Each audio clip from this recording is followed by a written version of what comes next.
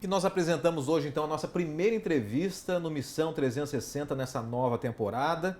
E recebemos, então, Gary Krause, ele que já esteve presente aqui numa outra temporada, em outro momento. Ele é diretor mundial de missões da Igreja Adventista do Sétimo Dia e também secretário associado da Organização Mundial da Igreja. Pastor Gary, seja bem-vindo mais uma vez, tá? Obrigado. Tá jóia.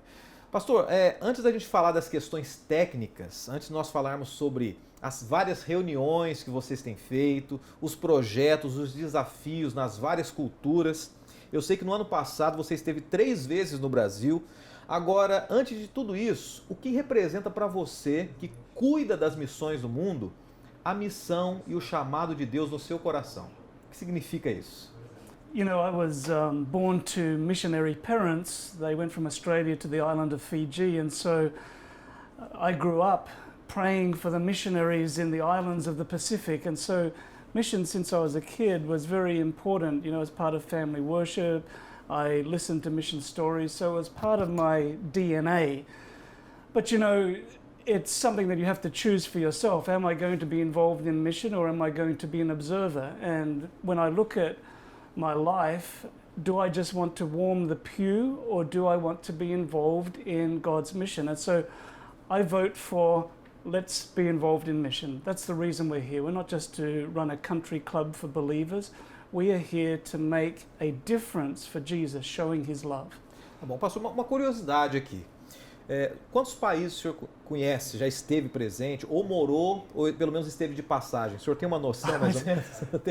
Teria essa noção? Yeah, I try not to count. I don't know, more than 100. Yeah. Pensando nessas várias culturas, pensando nessas vários idiomas diferentes e formas de se acreditar no Evangelho ou não acreditar, e nas várias religiões, qual o projeto que a igreja tem para 2016 com relação às missões mundiais? There is such a huge mission challenge that remains. We're thankful for the way that churches have been planted, that the church is growing, but we see that there are some parts of the world where this is not happening. We go to the southern half of the continent of Africa, we go through to places like the Philippines, we look at South America and Central America, we see rapid growth. But I can take you to the Middle East, certain parts of Europe, and certain parts of Asia, and we see that the church is really struggling to come to grips with how do we do our mission. So they're our mission challenges, and what we need to do is to make a fresh commitment, to pray to the Holy Spirit to guide us, but to find fresh ways to put Christ's method into practice. And we need to pray for opportunities to do that, not just to preach at people, but through holistic mission to show his love in practical ways and lead people to Jesus. Pastor, a missão está em constante mudança, né? A gente percebe isso. Agora, a gente sabe que a igreja tem que se envolver como um todo, né? Os departamentos, as áreas de atuação e as pessoas. Quais são os departamentos da Igreja Adventista, as áreas de atuação e mesmo as pessoas que estão envolvidas na missão hoje mundial? You know, the departments of the church were set up to help mission. That's their purpose. It's not just to run seminars for Seventh-day Adventist believers. We have a youth department that is there to mobilize, to equip, to inspire young people for mission.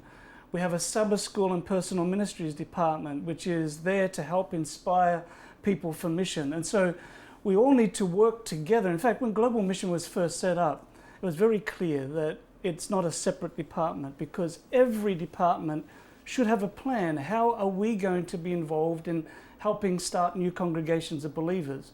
So it's just a question of us recommitting ourselves, that we're here not just to put programs together and to print nice magazines and do nice television programs. They have to be there with a purpose, and that is mission. De repente, nesse ritmo de atividade sua, né, reuniões, viagens, grandes projetos mundiais, como é que é possível conciliar tudo isso sem perder o senso de missão, né? Como é que é possível entrar no escritório ou fazer uma viagem de reuniões, mas manter essa missão dentro do coração? Yeah, I would suggest a couple of things. Number one, we need to be clear that a missionary doesn't have to be someone who gets up and preaches a sermon, knocks on doors and gives Bible studies. They're important, but you can be a missionary in whatever gifts, using whatever gifts God has given you. So if you are a builder, then you use that sphere of influence to be a missionary in where you're working. If you're a student, you use that sphere of influence to be a witness for Jesus. So it's something that grows out of what you're doing. It's not some sort of separate thing out here that you're doing. It's part of your daily life, and so it's part of your conversation. It's not something, oh, I'm going to do evangelism now, I'm going to be a missionary now. No, that's part of who you are. And so some people say to me, but I'm so busy, I don't have any time. And what I say is, use the time that you're doing things anyway. You have to eat. Well, when you have a meal, make sure you invite some non-believing friends to have that meal with you. Mm-hmm. Maybe you go and play some sport. Well, don't just play with Adventists or other Christians. Mm-hmm. Use that as an opportunity to involve yourself with other non-believers. So you are mixing and mingling with people. So you use the time that you're doing things anyway, but involve other people so it becomes a witnessing opportunity. Pastor, uma mensagem final para os brasileiros que estão acompanhando a gente, que tem esse senso de missão no coração, que sentem esse chamado de Deus também. Qual que é a mensagem que o senhor traria para todos? Well, first of all, I'd like to say thank you. Thank you so much for the way that you have made mission such a priority in this region, but not only here, how you've taken an interest in other areas of the world and are supporting mission there too, through your prayers, through your finances, and through your personal involvement. It's making a tremendous difference. The other thing I would say is just to encourage you to continue that focus and don't forget Christ's method of ministry. We're not called to just preach to people, we're to mingle, we're to show sympathy, we're to minister to needs, we're to win confidence, and then we're to bid people to follow Jesus. So may God continue to bless you. Pastor Gary, está convidado a voltar outras vezes aqui no Brasil em 2016, tá? Ok, obrigado. Tá, joia. Muito obrigado e Deus abençoe. Tá? Muito obrigado. Thank you. Missão 360 é um chamado para você também.